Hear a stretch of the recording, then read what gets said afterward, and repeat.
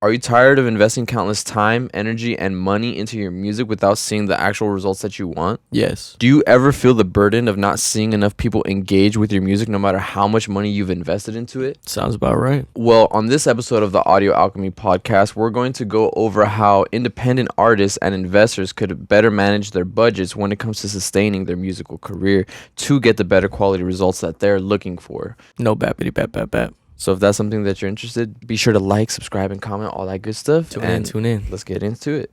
So the reason why I wanted to get into this episode number 2, budgeting, is because I see a lot of artists out here investing countless time, again, energy and money into their music careers. But usually the way that it goes is somebody will come in, as far as my perspective of a recording engineer, they'll come in, they'll record, they'll pay for the recording. Sometimes they'll pay for the mixing and mastering. It just depends. But then after that, then what? You know what I'm saying? Exactly. Then what's the next step? Look at him. Just ad-libbing, huh? Exactly. This guy. Yeah, so after that, I feel like a lot of people, they think that that's just all they need to do to quote-unquote sustain or create a good music career. But if you have that business model, you're going to find out very quickly, or maybe not even quickly, maybe it's going to take you a few years to find out, but you're going to understand that that's not enough for your music career. A lot of people think that they could just come record and release songs and that's it, and that's not really how it goes within this industry. You have to do a lot more to actually get some fruitful results from your investments. But if you're an independent artist and you don't have that much money to invest in general, or let's say you have money to invest but you want to know how to invest it wiser, well, there's a lot of different things that you could do. So that's kind of what I wanted to go into, you know what I'm saying? Because I know how frustrating it could be when you are spending all your money. You're like, okay, yeah, I'm going to put more money.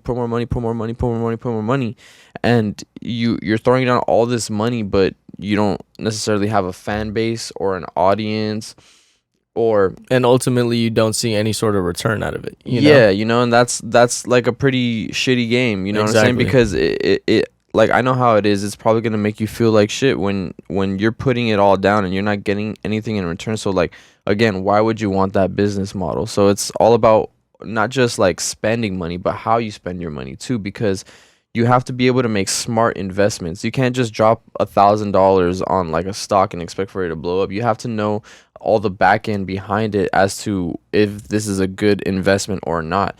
And it just depends, because if we're talking about investing, there, I know, like, for certain people, it's like your risk, how much you want to risk when you're investing, because that's like a gauge into it too. So it just depends on how you want to play it. Some people play high risk, some people play short risk or whatever. But I mean, again, there's no real one way to say, but it's just, if you have all of these things in mind, you're going to be able to understand how you want to play it. You get what I'm saying? Because you could, and as far as risk goes, like, you could, let's say you drop $3,000, $4,000, $5,000 on a music video. You're like, yeah, I really want this to be crazy, this and this and this and that. You drop that much money, you put it out, and you're stuck at 100 views on YouTube or some shit like that. Exactly. Where's the return on investment there whatsoever?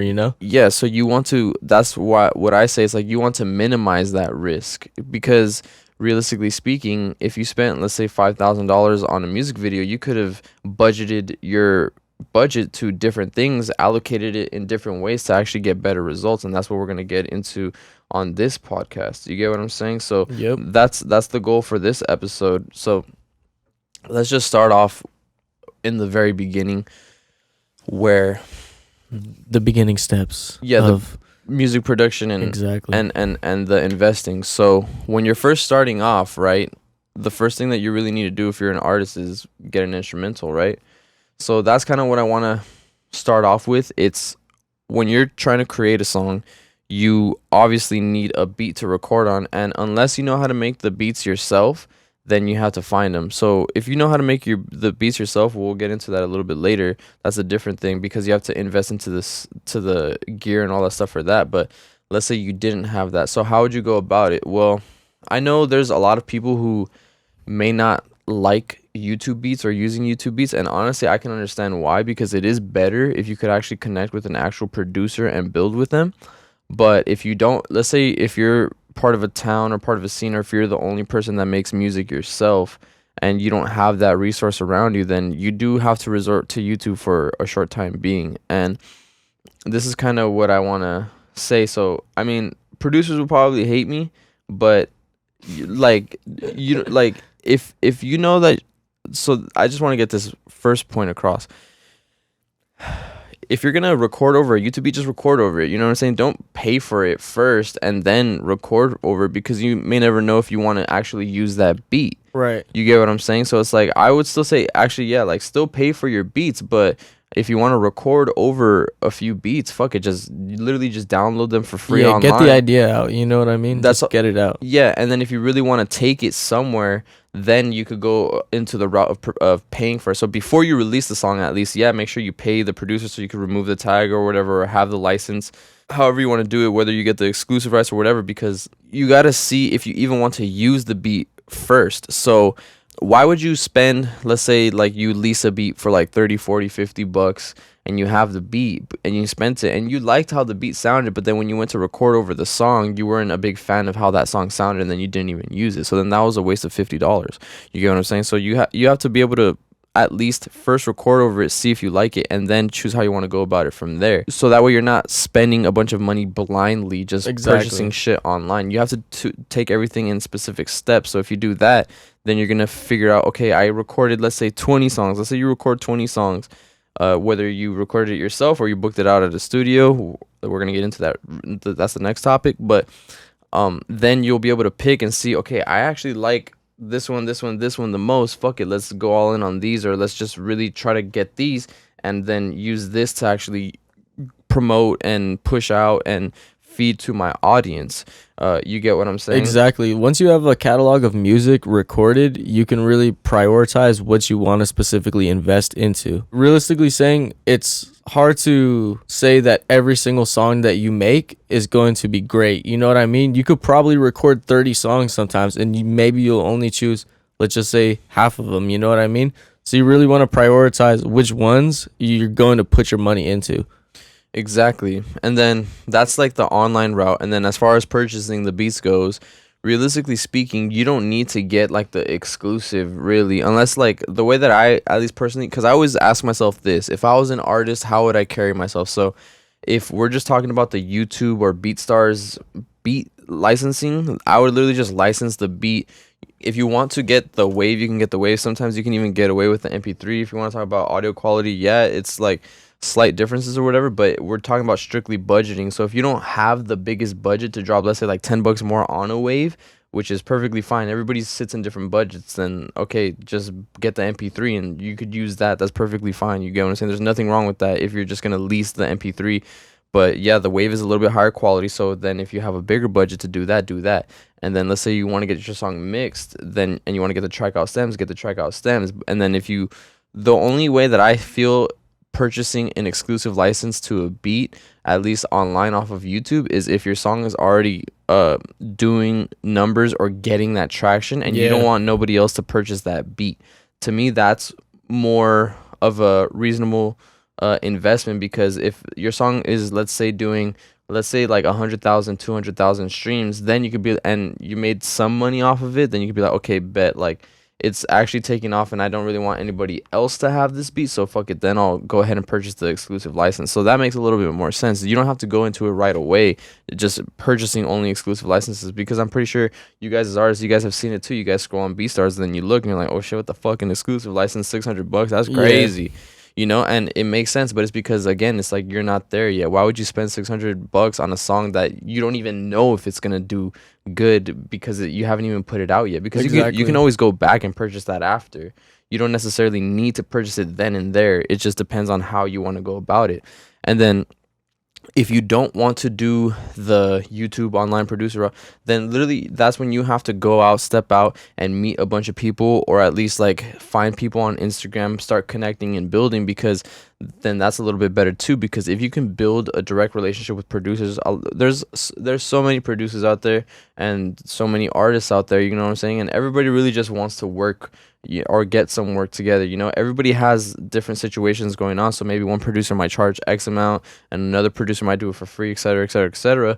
But once you find those people, then you can also see that, because like online when you don't really know the stranger. Some stranger could have like the beat exclusive or whatever for like $600 online, but if you talk to a producer in person, the producer, you could be like, yo, how much would you charge me for the exclusive with the stems and everything? Some producers, they'll even charge you just like $100 because they don't have like a big name out there. Exactly. Just based on building the relationship with them, you know what I mean? Yeah, and it's a cool mutual agreement. You get what I'm saying? Like, people are cool. I like, obviously some people are on dumb shit, some people are on cool shit. It just depends. That's just part of the game. You get what I'm saying? But you're never gonna know until you start going out there and start asking people, hey, how much would you charge for this? Or, oh, I want to get this. Or, let me get the MP3. Let me get the wave. Let me get this. Let me get that. Because then again, if you could, then that's already the first step of shortening your budget. And then you may even get lucky, and maybe some producers are open to just locking in, maybe for like even less, you get what I'm saying, or even for free if you really, really know them. But obviously at the end of the day, it's like, if they're a part of your team and they are helping you build your catalog, then at the end of the day, at least help them and take care of them. If you're not gonna pay them on the front end for the beat right away, pay them on the back end with the royalties. Let them get even 50-50 shares, etc. Publishing, all that. Yeah, so that way it's like you guys are both in it together. You get what I'm saying? Because once you start onboarding people onto your team, you can't just expect everybody to want to work with you for free. There's a lot of artists that are entitled to a lot of things. They think, oh yeah, like you can just record me, or oh yeah, I just want you to make 1,000 beats for me. Do this, do this, do this, do that. But dude, wake up. People get burnt out. Yeah, people get burnt out. You know what I mean? This is the real world. You get what I'm saying? Like, for the first half of my career, I did do a lot of free work. But then once you're doing a lot of free work and you are developing your skills and people are expecting to still get free things from you, it's discouraging. And you know that what you do is worth money. And that goes for even if you're an artist and you have like really dope skills of writing, having bars, etc., whatever the case may be. You get what I'm saying? It's like, you don't want to be doing shit for free forever. So the least that you could do is just figure out a way to take care of your people around you that are helping you push your career forward in any way that you can, obviously. But that goes into budgeting. But you just have to have that mutual understanding. Exactly. And then as far as budgeting goes, so okay, cool, you found your beat, right? You know, if you want to license it, you know what I'm saying, MP3, wave, get the stems, whatever, etc., etc. But now when it comes to recording the song, you need somewhere to record it, right? You have your lyrics, you have the beat, so what do? You book studio time, obviously. Exactly. Unless you know how to record yourself, which I'm going to touch on that in a little bit, so just give me a second here. But let's just say for this example, you just want to book out a studio, right? So when it comes to booking studio sessions, there's a lot of ways that you could do it, and this is my expertise because I'm a recording, mixing, and mastering engineer. So is my boy right here, Mr. Michael Tabinsk. But so as an artist, right, this is what I would think in my head because of the knowledge that I have, right? So again, I would either record demos on my phone if I have to or whatever, just to be recording, because you always want to be recording whether you have a setup or not. Just figure out how to get some demos or some practice, and so you can kind of hear yourself to see what you sound like or whatever. But then once it's time to go into the studio, you need to understand that once you're booking a recording session, that's what it is. Like, when you're booking a session, is recording. This, I don't know how many times I've mentioned this, and I'm just gonna keep mentioning this till the day I fucking die, because that's just how it is, and people don't catch on for whatever reason. But you guys need to understand that when you guys are booking a session with an engineer, that is not recording, mixing, and mastering included, because it just doesn't make sense. Like, think of it like this: if you work on everything in one sitting, right, and then you're just like, all right, that's done, boom, let me just release it out to the world or whatever, but you didn't let your ears reset. I don't even want to go into this too much because I've already gone over it so much, but and you didn't let your ears reset, then it's not going to be as best as it could be, rather than if you were to do everything, recording, mixing, and mastering separate. But then that goes back into the budget, right? So obviously you need bigger budgets to pay for mixing separate or to pay for mastering separate, and I feel like that's why a lot of fucking artists, they don't even do any of that stuff, which is fine, but be aware of the quality that you're sacrificing if you're not investing into that. Even if, let's say, you get a beat without stems, you're sacrificing quality there too, because you're 100%. Not getting it mixed with the stems. You're limited to a 2-track instrumental. So if I was an artist, right, I would just record a few songs. And I think the first thing that you need to do as an artist is really just release as much as you can to see what's working and what's not working. So if you could do that as with as low as a budget as you can, what I would recommend is, yeah, just getting beats or whatever, finding beats, purchasing beats, and then going to your studio sessions and just have recording sessions. That's how a decent amount of the artists that I work with started. They were just doing recording sessions and just releasing their music, which was perfectly fine because obviously you're a developing artist. When you're first starting off, you're not going to have such a great sound or even like your own delivery, et cetera, et cetera. It takes time and practice to get into it, because there are people who they don't have any practice or whatever, and they go into making a song, and yeah, they put all their money into it, right? The high risk, but they haven't developed the skills to shine how they really want to, and they expect everything to go in the mixing and mastering. And again, it's a risk. Sometimes you can get lucky, sometimes you won't. Most of the time you won't get lucky because it's just not developed enough. So that's why it's like, who should get mixing and mastering in, who shouldn't? If you're still developing, fuck it, just keep running recording sessions, but don't stop.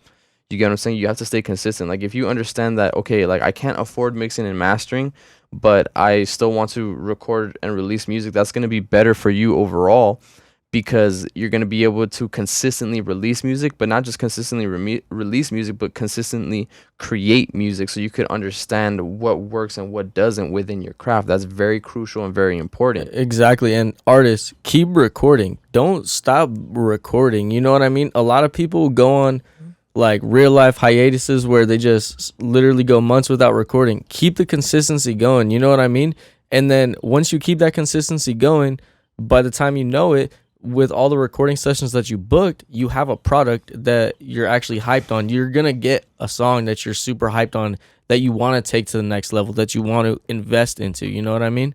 Yeah, and that's when the time's right. So you can't just go into it. Divine timing. Yeah, you can't just go into it automatically expecting to be on 10. 100%. But again, some people, they do have that talent. But they do. Some people do. Some people shock the hell out of me. Like, I've had people come in the studio before their first session, could even be their first song, and they just actually have the raw talent, and and I get even a little bit surprised. You know what I mean?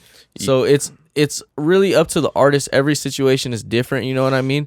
But just keep the consistency and keep coming back and keep recording. Yeah, because that's another thing too. It's like, just because you had one good song, like, it's still gonna take a lot of work to practice and develop and get more songs under your belt. You get what I'm saying? You don't ever want to stop creating that music, because once you stop creating the music, you're gonna start losing momentum. It's literally like it's stagnant. Exactly. Yeah, it's literally like exercise. Like, how the fuck do you expect to be fit when you only go to the gym once a month? That's never gonna happen. Right. Exactly. That's never gonna happen. And that's with anything worth achieving, requires that discipline and consistency, no matter what you want to do. 100%. If you're at the gym and let's just say you're benching a whole entire plate, 45 pounds on each side, right?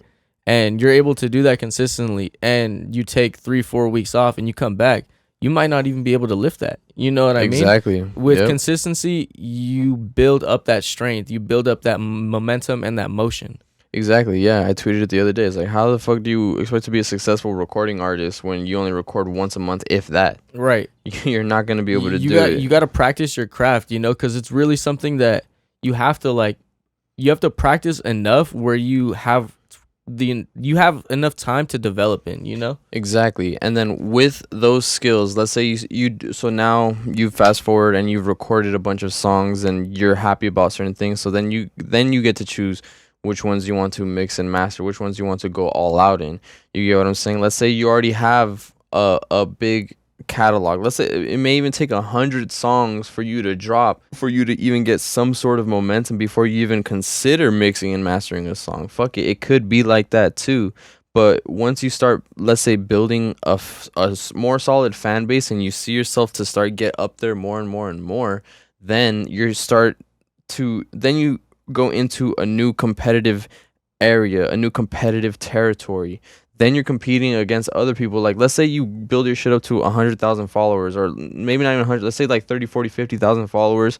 You have like a good momentum going. So once you start climbing up there, you're then in a more competitive arena with other people who are actually trained, who are doing these things, who are getting their songs mixed and mastered, who do have producers backing them, creating actual unique productions, et cetera, et cetera, et cetera. So you have to like be able to compete in that way. Obviously, it's like, again, it's art, but then at the same time too, it's like, yeah, it is a competitive sport. It's a competitive art. Yeah, because simply it's like, if it's not engaging or whatever, people are just gonna tune out eventually, and you don't want your flame to fizzle out. And it's not about like getting there and then just leaving. No, it's about how long you can stay in the game consistently. So if you think about a lot of the big artists that we know and love today, let's just say like Kanye, Kendrick, J. Cole, fucking Drake, you know what I'm saying? Like the biggest artists, you get what I'm saying? They invest into their mixing and mastering, and they have whole teams behind them. Why do you think their albums do cost a lot of money to make? Because of all the studio production and shit on the back end. But they've built that, and they have those resources at their disposal to really make a piece of art that they want to create, that they believe in, and they back in. And obviously there's a lot of other things that go into it too that made them so successful, like promoting and all that stuff, which we're going to get into as far as budgeting as an independent artist. But yeah, you so that's what you have to think about. So that's I feel when you should get your song mixed and mastered. But then also too, it's like, you don't necessarily need to have huge numbers to get your songs mixed and mastered. Let's say if you have a budget and you just want your songs to already be on 10, and you do have a budget to mix and master your songs, then one thing about mixing and mastering is that it's going to be, and you do believe in your songs, you're going to have those songs withstand the test of time, because it's going to be at a certain quality level that, like, even if people go back to it years from now, they're going to be like, oh, well, damn, this actually sounded really good. You know what I'm saying? Because it was mixed and mastered. A lot of recordings, they just sound incomplete and unfinished. And that's just like the bulk of the music industry today for a lot of independent artists that are coming up. Everybody wants a quick solution. Everybody wants a quick preset. Oh, yeah, I do a quick preset. Oh, I do all my mixing and mastering one session. I do all this. I'll do all this. But to be honest, if like, you guys are tuned in and you guys are watching this, so if you're watching this and then you understand this now, and you're already on a different level, so congrats to you for that, because you're moving up, because that's what it is. Because realistically speaking, bro, all those people who think in that way, I don't care, bro, they're below everybody. They're just like, no disrespect, but they're bottom of the barrel type people, because they're not in it like that. You get what I'm saying?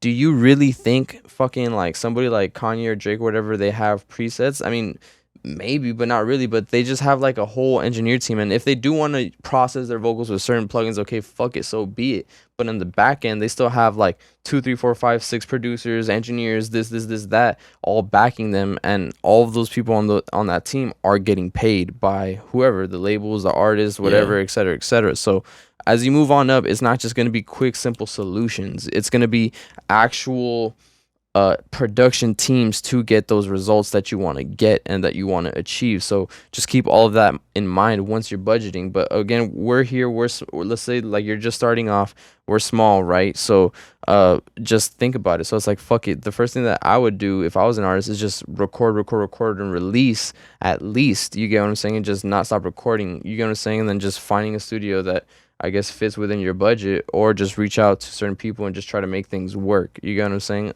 Yeah. But don't expect it to be for free though, because nothing in this life is free. Nothing in this life is free. And see, that's the thing, is everybody wants to get to the top of the ladder, but nobody wants to take all of the steps to get to there. You know? Yeah. It is possible for some people to skip a lot of steps. Believe me, I've seen it.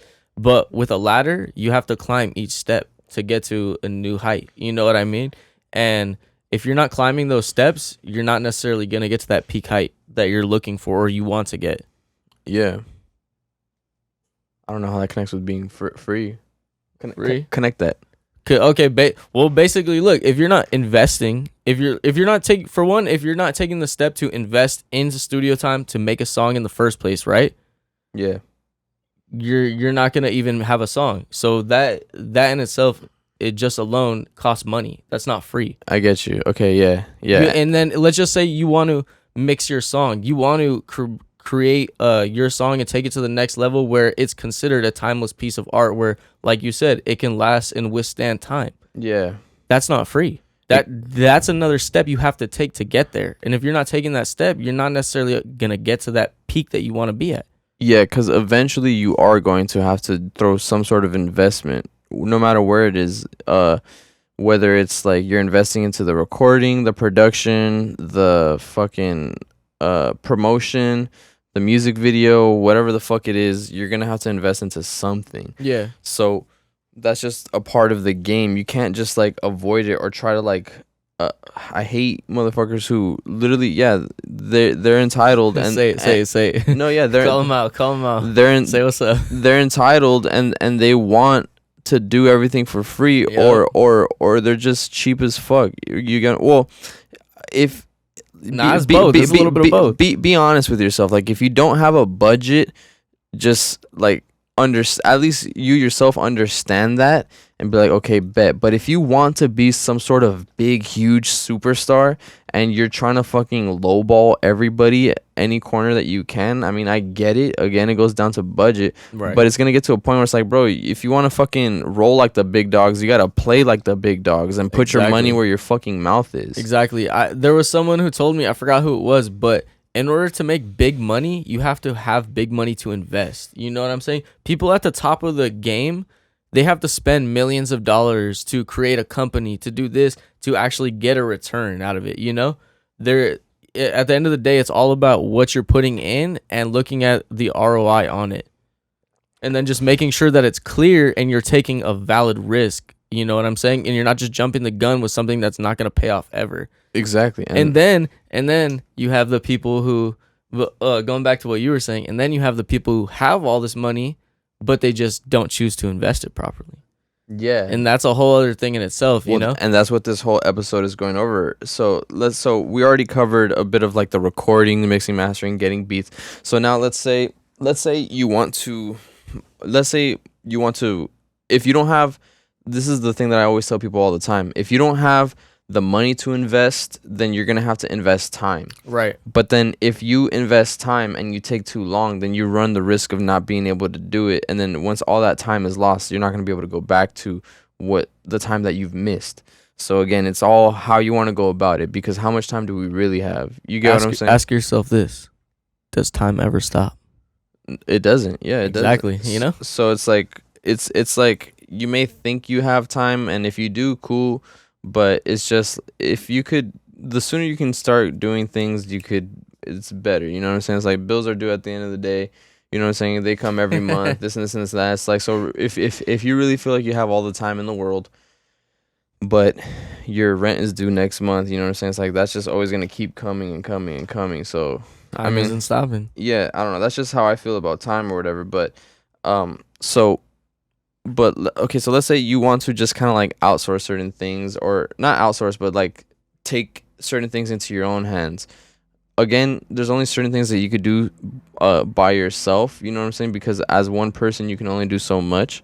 Because if you're by yourself and you're doing everything by yourself, you don't even have all the time in the day to do everything that you need. Let's say you're recording, you're mixing, you're mastering, you're making your beats, you're writing your lyrics, you're doing your covers, you're doing your music videos. Bro, dude, you're trying to do fucking 7 things at once. Okay, yeah, you could be a fucking maniac and do all that shit. But then at the same time, too, it's like, imagine one person who has 7 people behind him. Who the fuck is going to get further, bro? It's going to be the one person with 7 people behind them versus one person doing 7 things. Because then you're fucking, you're split between all these different things. And then you're going to start you're not going to be able to do certain things to make the other things good, if that makes sense. Yeah, it's just a lot of time management at the end of the day. Like, if you have 7 things to do at once, it's going to be a lot harder for you to do all of those 7 things, rather than if you have a whole team of 7 people behind you that could probably take care of one each thing task individually. And then before you know it, you as the artist only have to worry about one thing, and that's creating and making music. Yeah, but as far as like making music goes, though, one thing I do recommend is to keep recording and keep practicing, because at the end of the day, it's like, we're in music, right? So that's like the biggest thing. So whether you're a producer, you know what I'm saying, like, keep practicing making beats, or if you're an artist, keep recording. And if you don't necessarily want to pay to book a studio session all the time, then okay, yeah, invest into a setup. So then again, it's always about budget, right? So it's like, how much money do you want to invest into your setup? Because you need a computer, right? You need some sort of computer that's going to cost X amount of money. Yep. You need an interface. Depending on the interface that you get, it's going to cost X amount of money. You need a microphone and a DAW. Yeah, a DAW, some headphones, and some speakers if you want to do speakers. So you could get away with just recording with only headphones, you get what I'm saying? But then you wouldn't be able to bump out loud. But then, see, so that's where a studio comes into play, because studios have all of that already equipped. Yeah, exactly. They're already fully equipped with everything that you need to create a song. Yeah, so that's why you have to keep that in mind.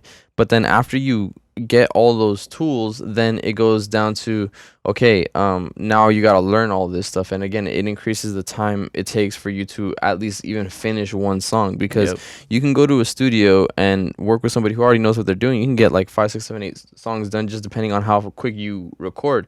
Obviously, everybody's different. If you want to spend 1 hour or 2 hours on one song, or 2 hours and make 4 songs, that's all completely up to you, and you can go ahead and do what you will with that.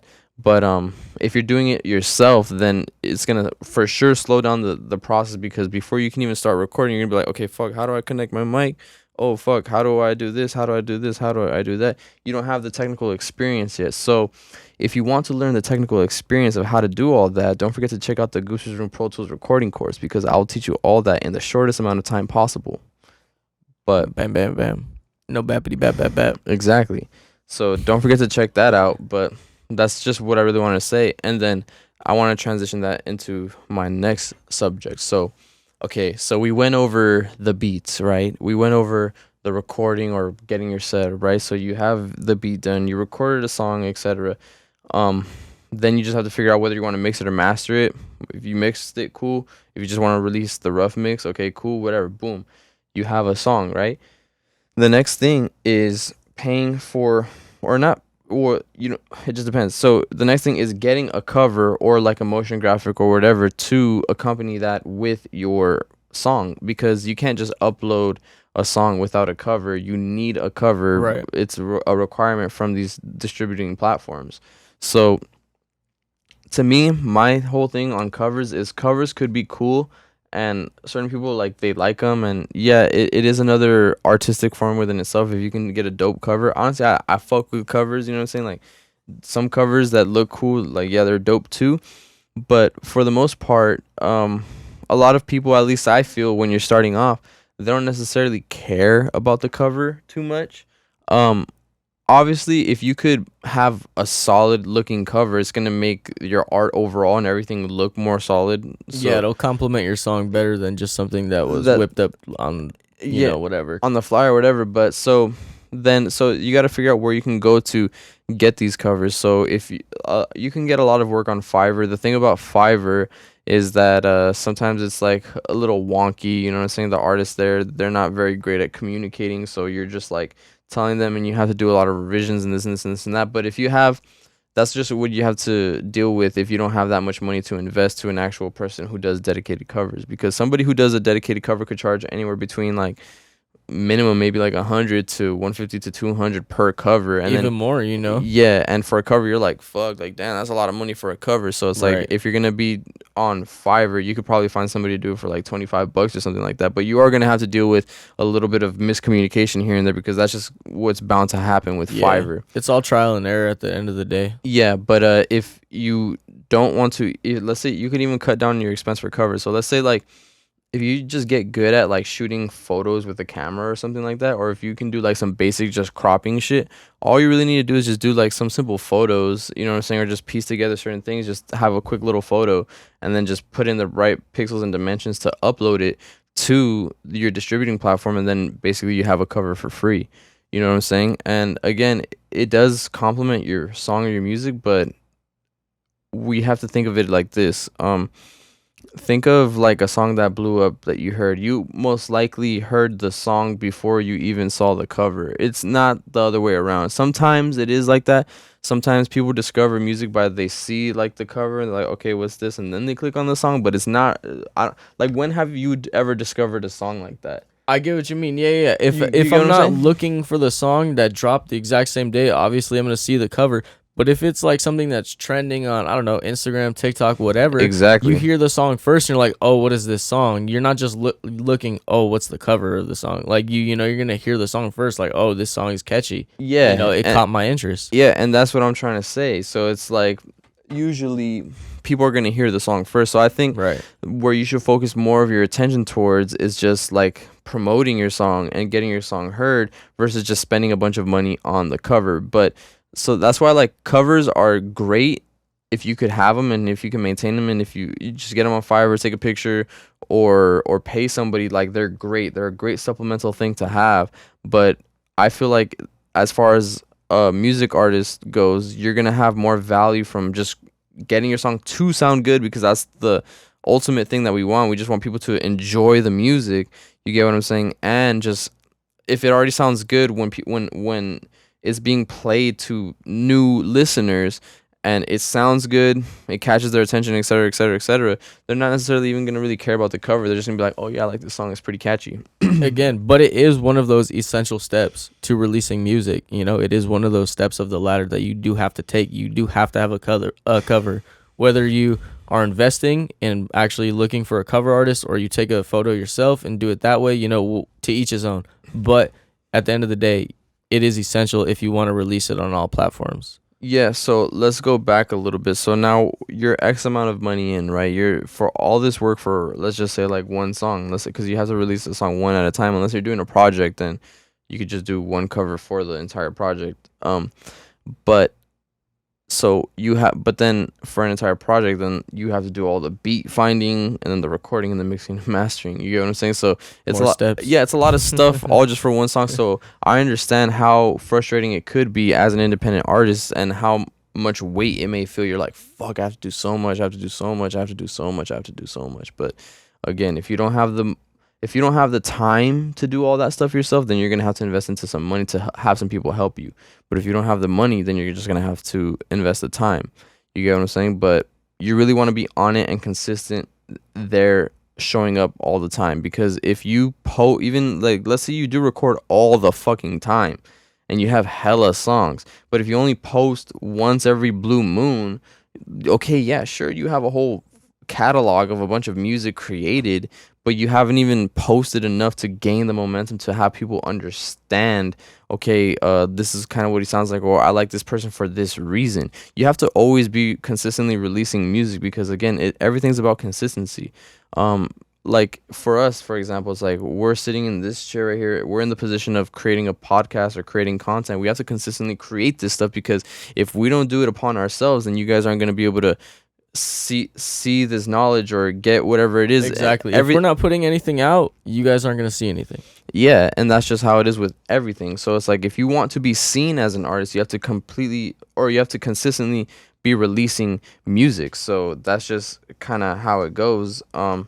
So you just got to do that to build it up. But then after you get all that, then you can go into the discussion of, okay, bet. So now I have everything done, right? Now it's just like, how do you upload everything? So then that's another budget thing that you have to account for too. So that's why like DistroKid is pretty good, because if you use DistroKid, I think you can just pay like once a year, right?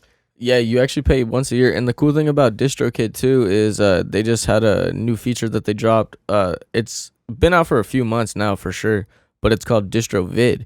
And you can actually pay $100, I believe, for the year, and you can release music videos and they'll come out on Apple Music. You'll have your own Viva, all of that. So it's pretty cool. There's a few others for sure. United Masters, TuneCore. I know I'm probably forgetting a few others, but there's many different ways in order to distribute your music, Yeah. Fucking DistroKid is, I feel like, the most budget friendly. To be honest, yeah, I think DistroKid to start out, I think it's like their lowest plan is like $15, and then it goes for up a year. Yeah, exactly, and then it goes up to $34, which you can actually customize a few more things, and then you pay like $80, I believe, if you have multiple artists that you're managing or whatever, you know what I mean, to release music for all of them. But it's really only like $35 for a year for an artist, which is, I think, pretty awesome, because DistroKid doesn't necessarily take any percent of your royalties as well. As long as you pay for that year, they don't take any percentage of your royalties. And the whole video feature is honestly pretty sweet.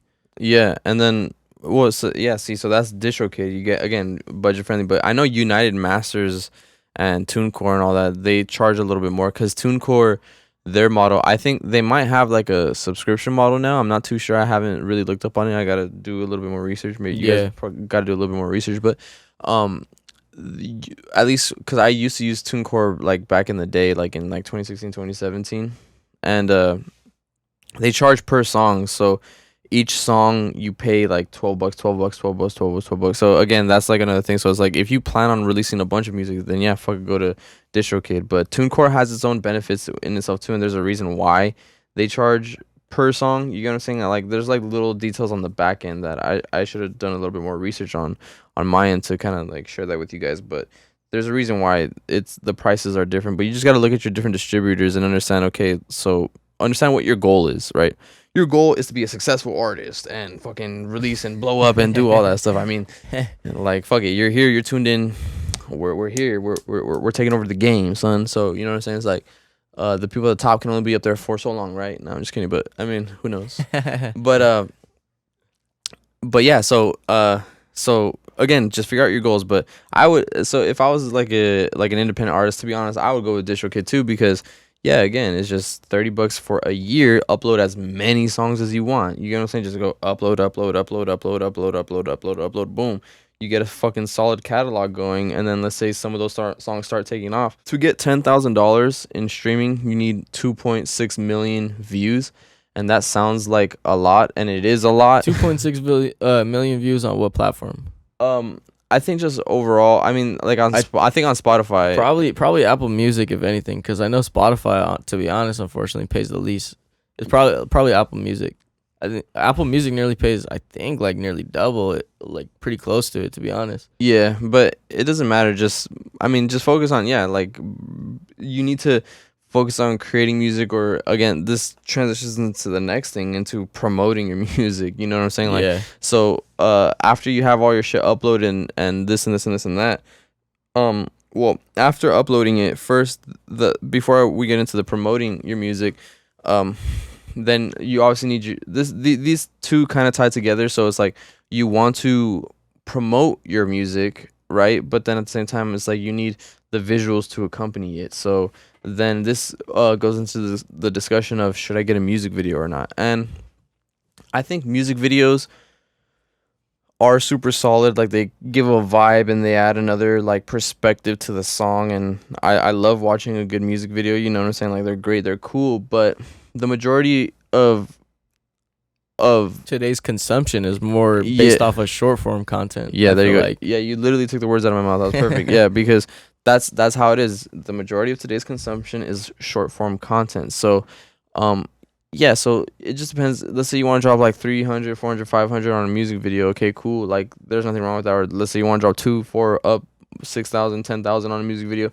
That's cool too. But I think you, at least in today's day and age, what I would do if I was an artist is, instead of paying that much money for a music video, I would just still like hire like a filmer, or you know what I'm saying, to do videos for me for a song. But instead of doing like a full-on music video, just do maybe like a set shoot where it's like, okay, we're just gonna be filming a bunch of short form content with this song, and you can just edit like that. So instead of getting one music video, or maybe you can get like one music video, but after that one music video, then you get like multiple clips under it for the short form content, so that way you can upload it. Because nowadays, yes, everybody's on YouTube Shorts, TikTok, Instagram Reels.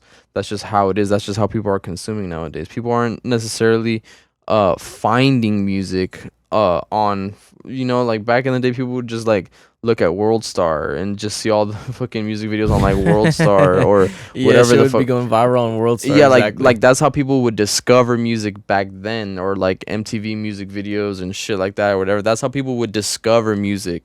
But that was the modern consumption back then. Yeah, because that's how they did it, through the full thing. But nowadays, how people discover music is all through short form content. You just want to keep it short and sweet. That's literally all it is.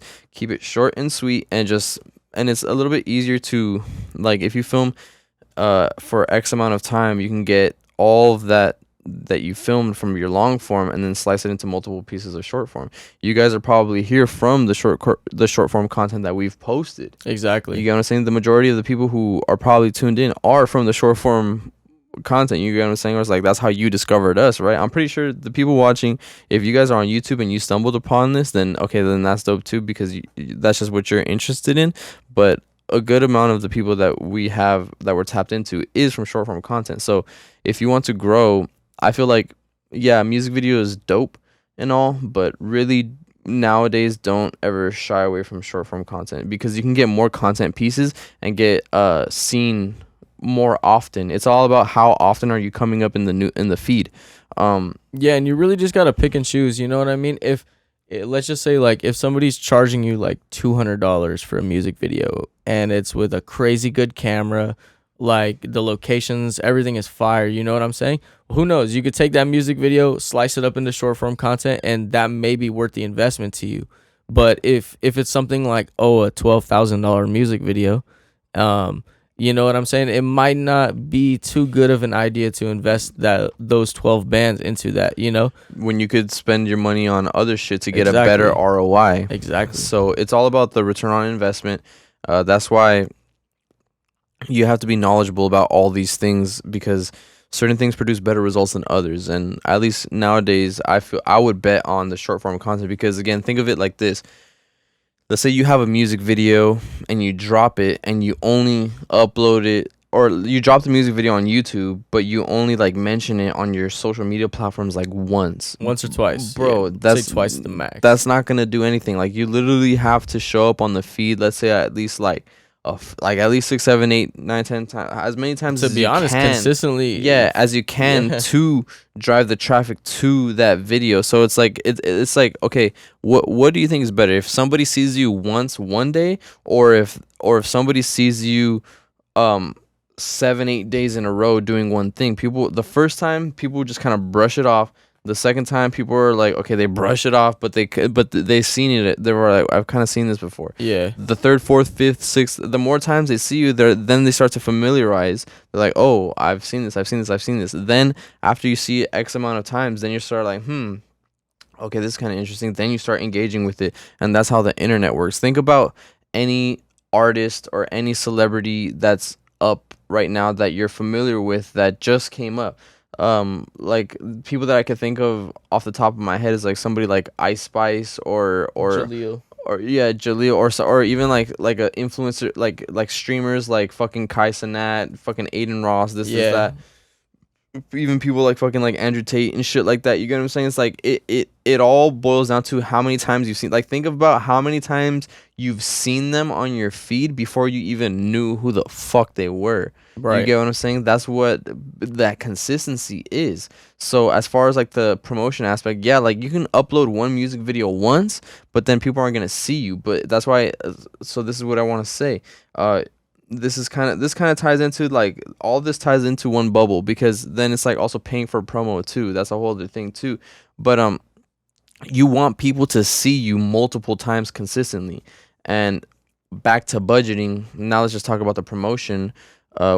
Is like, instead of, you could pay for promotion, right? You could pay for like these underground hip hop pages or whatever, et cetera, et cetera, et cetera. That's cool too. But again, as this is an advertising thing that I was telling him off camera, was if like people in businesses, when they run advertising campaigns, like advertising agencies, they won't even accept your campaign if you're not gonna be able to front at least 6 months of advertising. 6 months. So that could probably come out to like $6,000-$7,000 of advertising. Or more, just for 6 months, because that's the time it takes to really test the waters of what works and what doesn't work within that advertising. So I see a lot of artists that they'll do like one-off promos and this and this and this and this and that. But if you're not going to be able to afford promoting your music multiple times for like months and months and months, because you're not just going to pay once and then just have that shit take off. Oh yeah, I got a paid promotion and it took off. No, it doesn't work like that. You literally, again, you have to be seen every single day, every day. So what do you so now let me ask you this. what do you think is going to be a better investment, right? Paying for advertising or investing either time and money to create a bunch of content yourself so that way people see you every day.